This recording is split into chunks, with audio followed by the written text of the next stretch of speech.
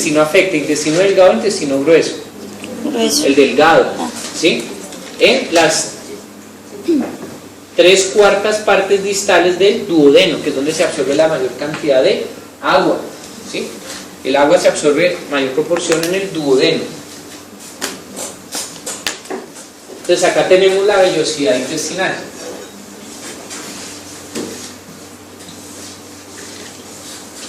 Y aquí nos viene el vibrio cólera. ¿Cómo actúa el vibrio cólera en el intestino? ¿Cómo es el efecto fisiopatológico? ¿Qué hace? Recordemos. ¿Cómo? Exacto. Tiene toxinas. ¿Qué hacen esas toxinas? ¿Dónde actúa la toxina? Nosotros tenemos bombas de sodio, potasio, ¿sí? ATPasa. ¿Y qué hace esa toxina? Las pone a funcionar al revés. Empieza a sacar ¿qué? En vez de meter el sodio, saca el sodio. ¿Y el sodio arrastra? Agua. Agua. O sea que es una diarrea ¿de qué tipo? Secretora. Empezamos a secretar sodio con la consecuente arrastre de agua hacia la luz intestinal desde el duodeno. O sea, estamos botando, pues el agua de arroz, ¿sí? Porque salen residuos de alimento que no alcanzó a ser absorbido. Entonces sale el agua. ¿Cómo son las deshidrataciones por el cólera? Son hipovolémicas,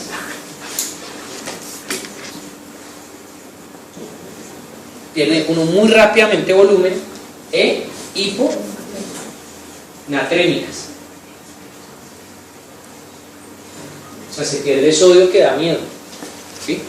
El sodio lo está botando esa toxina.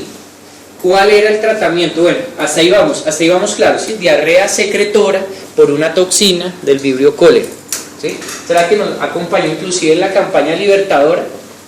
Muchos de los entonces, buscando mejorar la calidad del agua. Ese fue el primer paso en la humanidad. Después aparece la microscopía de luz, Koch empezaba a descubrir un bacilo que mide más o menos 5 micras, que lo vimos la clase pasada, que ocasiona ¿qué enfermedad? Tuberculosis, y que en los niños menores de 5 años la forma más frecuente es ¿cuál? La diseminada, la que son la miliar, meningia, hueso, ¿sí? Que no son bacilíferos en los niños, y vamos haciendo el recuento. Y para ese entonces, ¿sí? También se descubrió que había un vibrio gram negativo que generaba todo este proceso fisiopatológico en el intestino. Eso fue casi un siglo después. Por ese entonces, a finales del siglo XIX, principios del siglo XX, había un señor llamado Fleming. ¿Qué descubrió Fleming? Una penicilina, ¿cierto? En Colombia, ¿qué estaba pasando a principios del siglo pasado? Principios del siglo XX.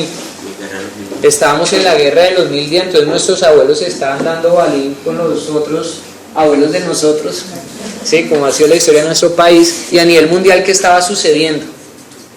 La Primera Guerra Mundial, ¿cierto? Entonces ya habían matado por allá al no sé quién de Prusia, que era muy importante, y entonces empezó el tema de los alemanes nazis, y se desató la Gran Guerra, y la mayoría de las mortalidades, ¿sí?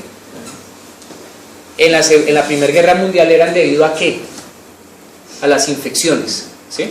No era tanto la herida por proyectil, sino la infección que se ganaba con esa herida por proyectil, ¿sí? Entonces empezaron a ver que el primer antibiótico hecho por la humanidad, ¿sí? Era la penicilina. Cuando se desató la Segunda Guerra Mundial, se utilizó como estrategia, ¿sí? En las fuerzas militares de los países diferentes países, y con eso se empezó a disminuir la mortalidad por infección. Pero también se había desarrollado el primer antibiótico sintético. La penicilina, ¿dónde se obtiene? De un hongo, ¿no? Del penicilio. Pero eso es extraído de algo vivo, ¿sí? ¿Cuál fue el primer antibiótico sintético producido por la humanidad? ¿Cuál? Las sulfas. ¿Ustedes se vieron el día de o buscando al soldado Ryan? Algunas de esas, miren de esas películas de época, y cuando hay un herido por proyectil, los soldados cargaban unas bolsitas con un polvillo blanco que esparcían inmediatamente sobre la herida. Eso eran las sulfas, se administran tópicamente, empezaron a ver que esas sulfas se podían dar oralmente, ¿sí? Y que le pegaba muy bien a ese vibrio gram negativo y empezó a disminuir ¿qué? La incidencia del cólera, porque contra el vibrio nos funcionaba muy bien las sulfas. ¿Claro hasta ahí? Pues después de la Segunda Guerra Mundial, cuando se empezó a reorganizar la estructura política y etcétera, social de nuestro planeta, las sulfas jugaron un rol importante, ¿sí? Frente a amortiguar ese tema de la infección por cólera. Pero antes de eso, antes de incluir las sulfas, ¿sí? Para el tratamiento de la diarrea, a principios del siglo XX, o sea, en la Primera Guerra Mundial casi, se desarrolla una solución que se llamaba las sales de rehidratación oral, o sea, antes de la sulfa, que pasa es que eso pasó muy contemporáneamente. Este es uno de los grandes inventos del siglo pasado, las sales de hidratación oral, porque este tuvo inclusive mejor y mayor impacto que el antibiótico, que las sulfas. Empezaron a mirar en población adulta que tenía cólera, ya existía la bioquímica o se estaba en sus principios, y empezaron a mirar de cada deposición líquida de un adulto cuánto sodio estaba perdiendo. ¿Saben cuánto sodio perdía en ese estudio que se hizo al principio del siglo? 90 miliequivalentes por litro, ¿sí? Botaban de sodio. Entonces las primeras sales de hidratación oral, ¿qué cantidad de sodio tenían? 90 miliequivalentes de sodio por litro. Entonces lo que mataba a las personas el cólera era la hipovolemia y la hiponatremia. Entonces lo que tomaban era agua con sal, correcto. También había hipoglicemia, entonces le colocaban 111 miliosmoles por litro de azúcar, ¿sí? Que equivalía más o menos a 2 gramos por litro. ¿Por qué? Porque se necesitaba glucosa. Nuestro cerebro necesita glucosa, ¿sí o no? Correcto, ¿sí? Esas fueron las primeras soluciones de hidratación oral. ¿Y qué osmolaridad tenían?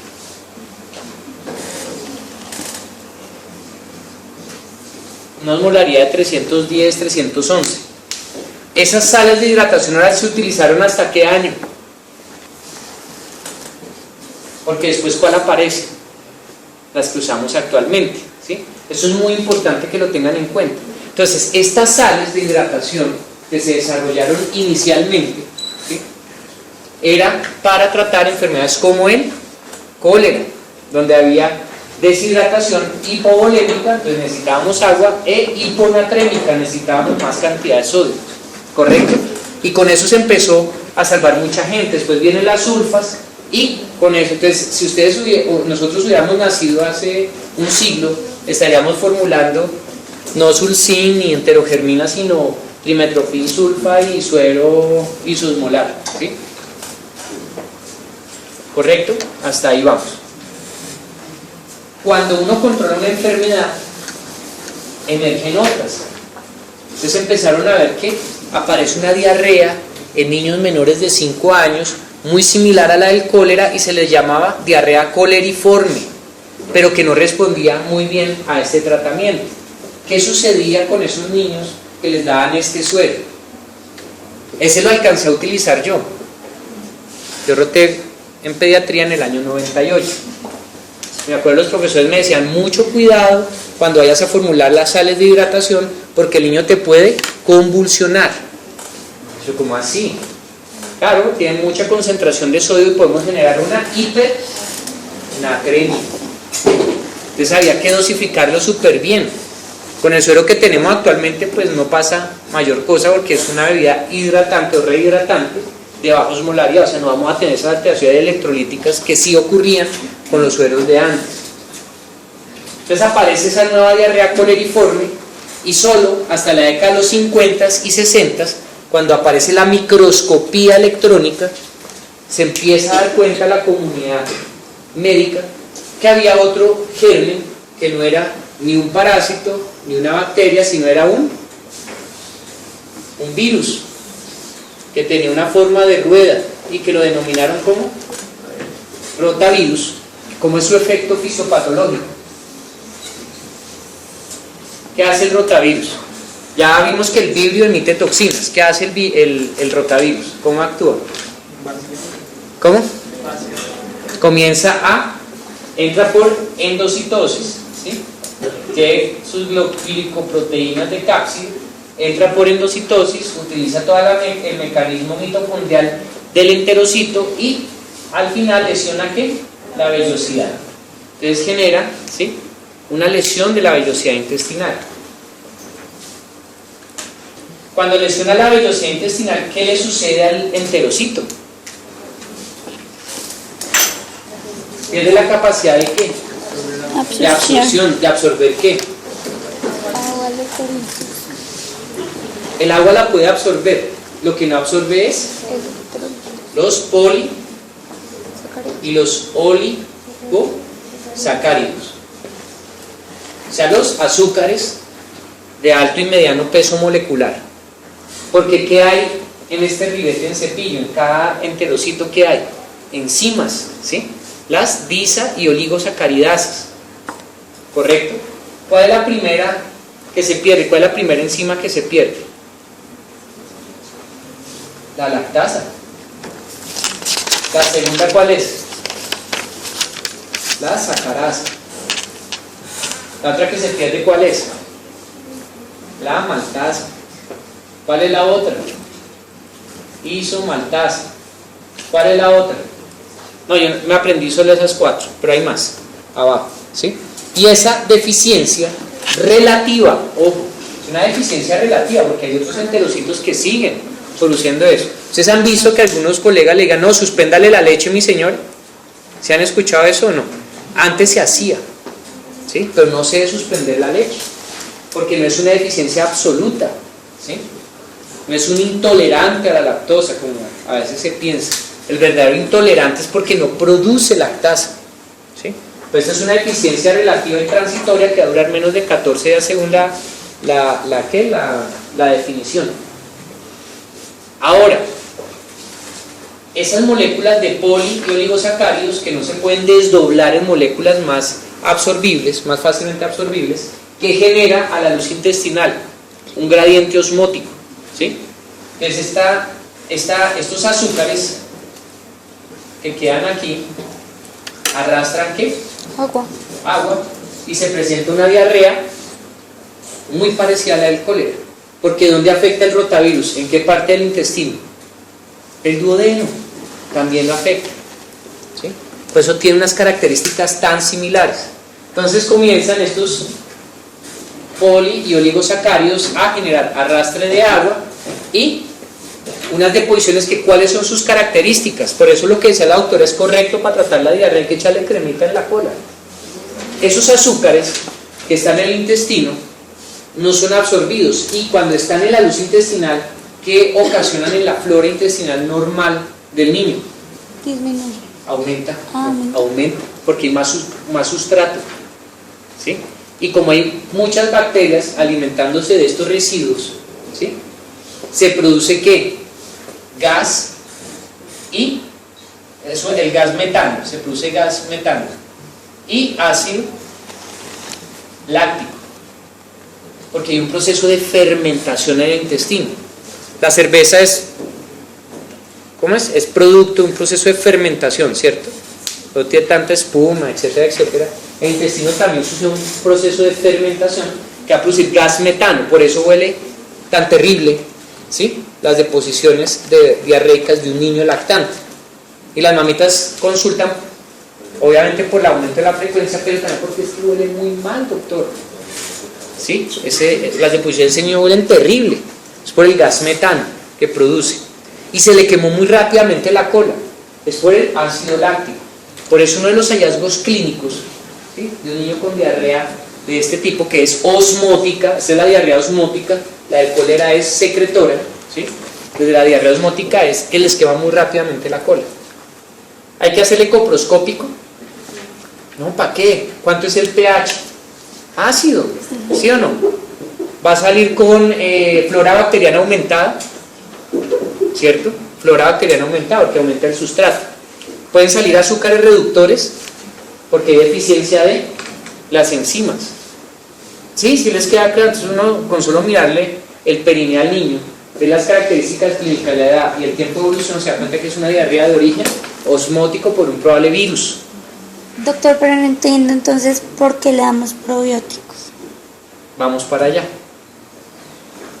Yo en realidad utilizo el probiótico muy poco, ¿sí? Como medida de salud pública. Si es con medicina particular, me sirve, ¿sí? Porque el probiótico en el tema de costo-efectividad no es costo-efectivo.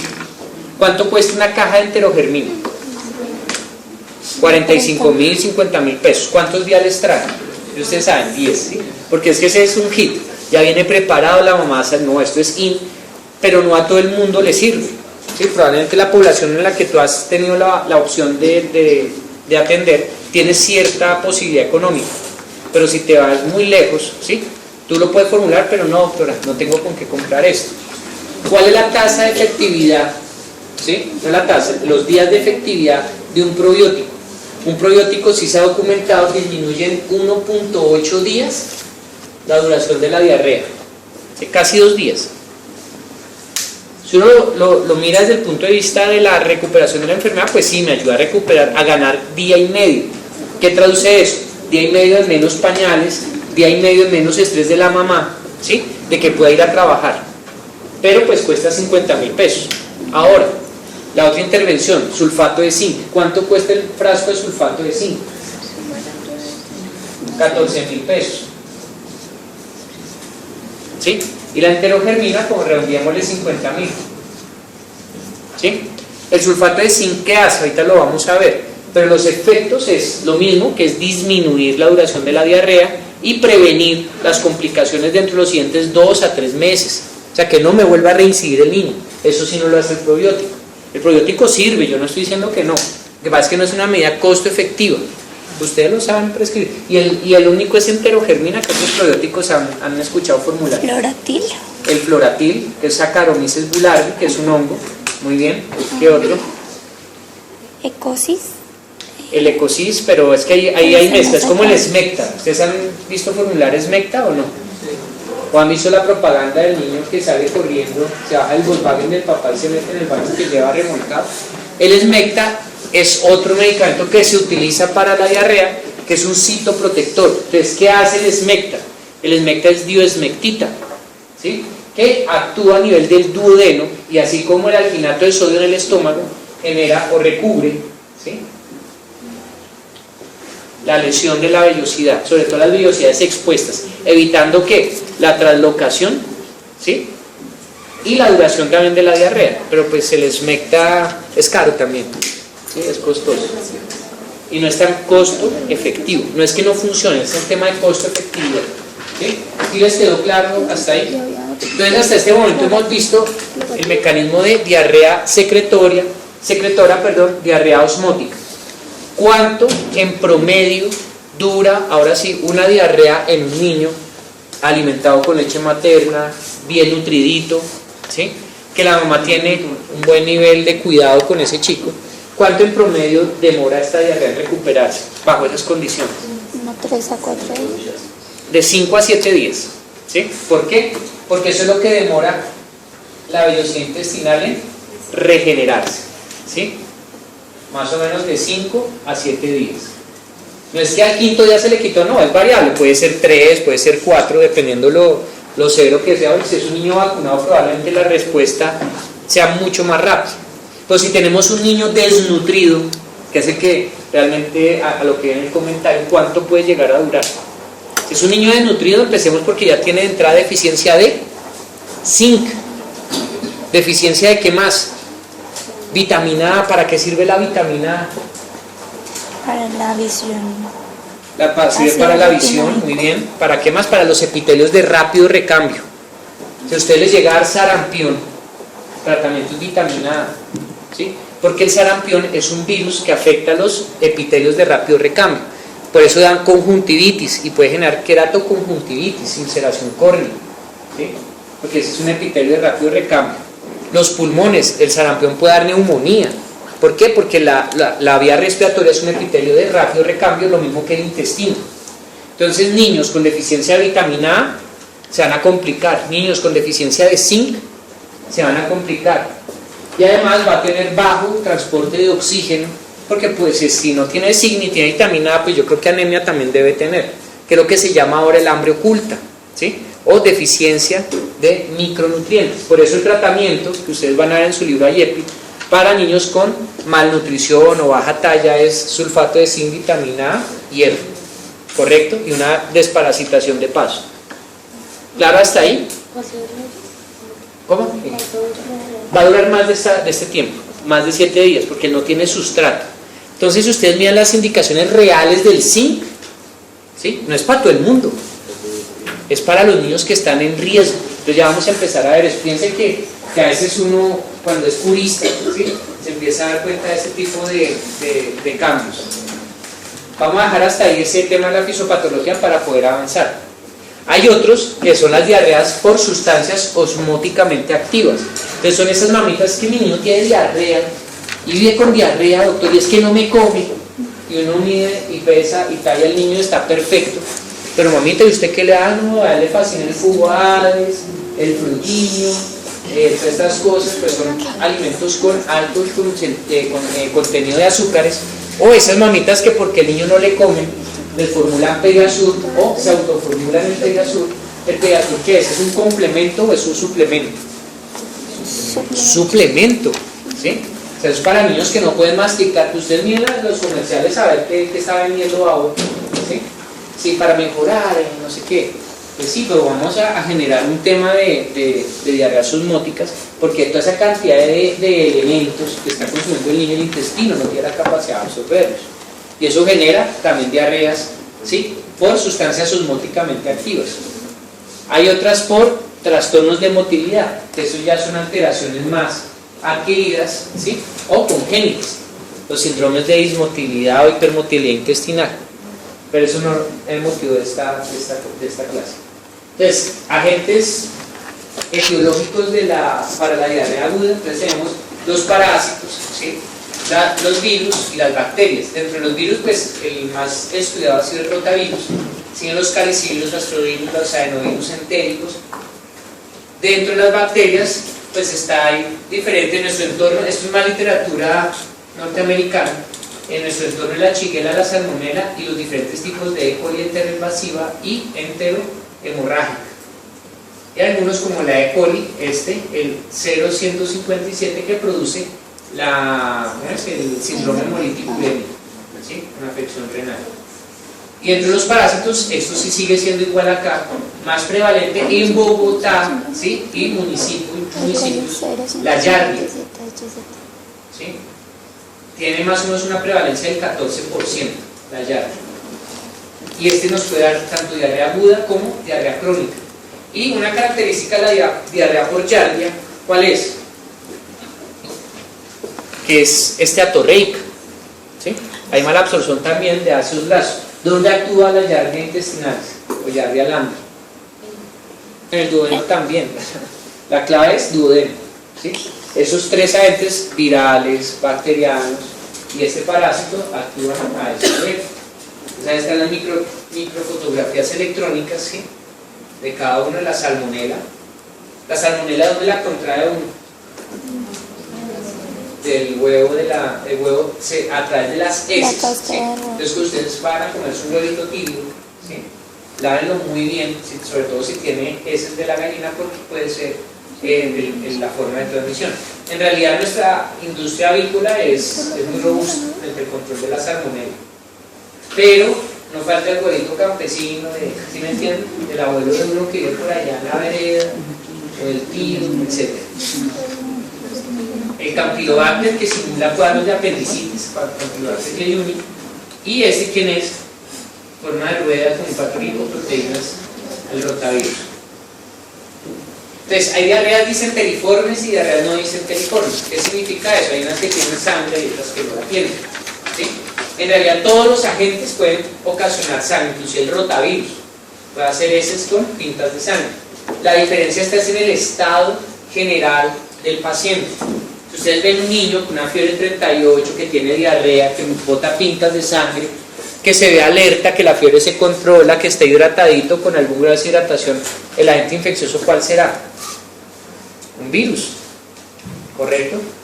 Por eso, dentro de las diarreas disenteriformes, el rotavirus también la puede presentar, aunque es poco frecuente.